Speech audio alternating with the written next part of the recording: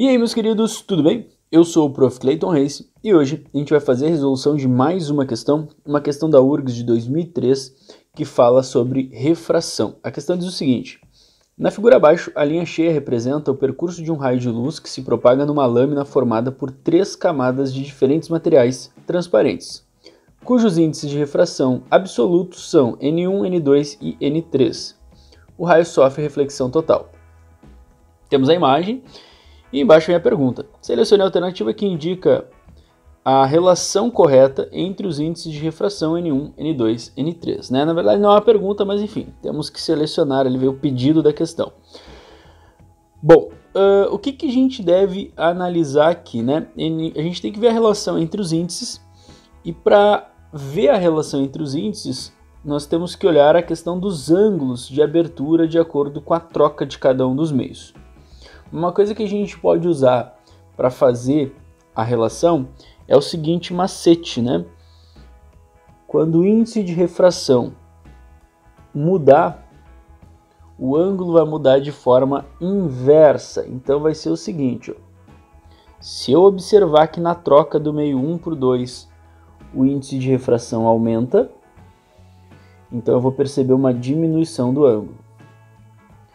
Se eu perceber que na troca do meio 1 para o 2 o índice de refração diminui, então eu vou observar um aumento do ângulo e vice-versa. Então eu posso fazer essa relaçãozinha aqui para facilitar a análise, beleza?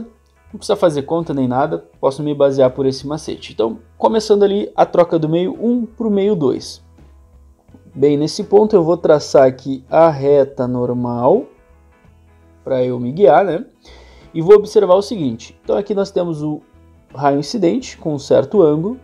O raio incidente ele está indo nessa direção aqui, E o raio refratado ele dá uma quebrada aumentando o ângulo. Então o que a gente observa, Que do meio 1 para o meio 2 está acontecendo um aumento de ângulo. Se o ângulo está aumentando do meio 1 para o meio 2, então o índice tem que diminuir. Ou seja, eu já posso afirmar então que o índice de refração do meio 1 é maior que o índice de refração do meio 2, Por causa dessa lógica aqui, Como nós observamos um aumento de ângulo no meio 2, então significa que está ocorrendo uma diminuição de índice de refração. Beleza. Agora a segunda análise, vou botar aqui a cor verde para ficar mais fácil. O que a gente observa?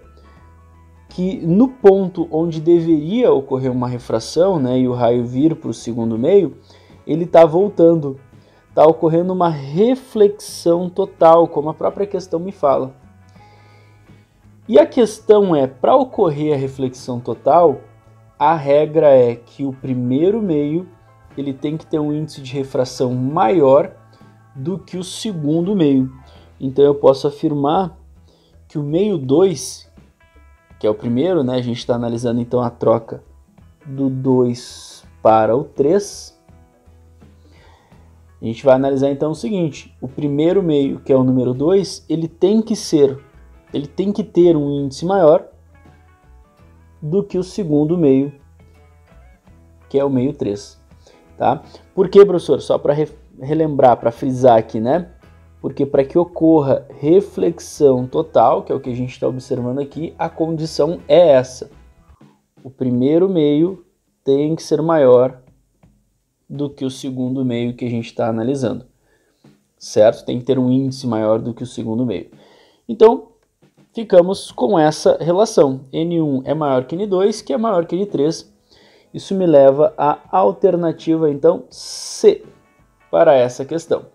Espero que vocês tenham entendido, espero que vocês tenham gostado. Muito obrigado por assistirem até aqui. Fiquem ligados aí nas próximas resoluções. E era isso. Bons estudos para vocês e tchau, tchau!